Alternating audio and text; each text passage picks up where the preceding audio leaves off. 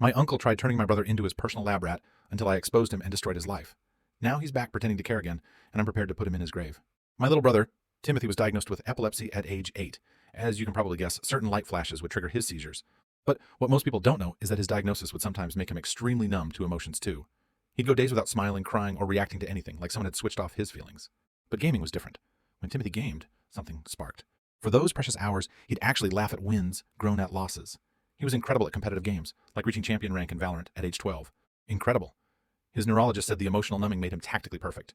No tilt, no rage, just pure strategy. During all this, I was left to babysit him because my mom worked double shifts as an ER nurse. Until one day, my mom made a mistake that would traumatize us forever. She accepted Uncle Derek's offer to move in and act as a live-in babysitter. Derek was Dad's brother, always talking about how he'd studied psychology in college, how he'd helped friends through tough times, seemed stable and responsible. In just the first week, Derek immediately noticed Timothy's numbness. During dinner, he'd wave his hand in front of Timothy's face. "Hello, anyone home?"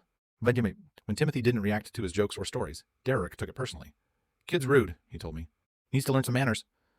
I tried to explain the emotional numbing, showed him Timothy's medical papers, but instead of apologizing for being a jerk, or even just leaving Timothy alone, his eyes lit up.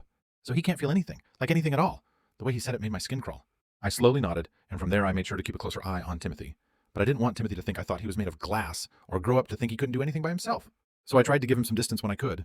Whenever Derek seemed preoccupied, I was fast asleep, and taking one of those midday summer naps when I heard it. Derek was in Timothy's bedroom, speaking in implicit detail about how he was going to turn him into a human centipede.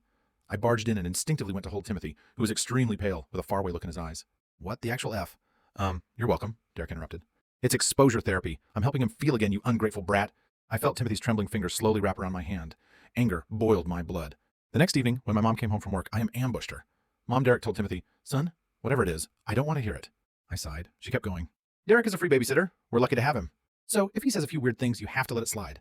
I kept my eyes glued to the ground, trying my best not to cry. That was the moment my childhood ended, and I would have to be the parent that I never had. But for the next few weeks, everything seemed okay.